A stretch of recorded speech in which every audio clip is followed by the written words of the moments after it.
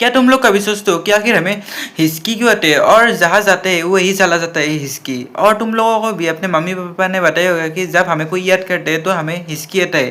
पर ये बात सच नहीं है। तो देखो, हमारे लंग्स के नीचे और पेट के ऊपर एक डायफ्राम नाम का एक मसल्स होता है। और ये डायफ्राम सांस लेने और छोड़ने के समय में ऊपर नीचे होता है ताकि हमारे लंग्स को जगह मिल सके अपने अंदर हवा को बाहर लेने के लिए। पर जब हम बहुत सारे खाना खा लेते हैं तो हमारे पेट फूल जाता है, जिससे हमारे डायफ्राम को अच्छे से जगह नहीं मिलता अच्छे से ऊपर नीचे होने के लिए, जिससे डायफ्राम अच्छे से काम नहीं करता और इससे हमारे लंग्स भी अच्छे से काम नहीं करता। और हमारे लंग्स के ऊपर एक मसल्स जो सांस लेने और छोड़ने के बाद खुलता और बंद होता है, वो मसल्स अच्छे से काम नहीं करता और हमें हिचकी आता है।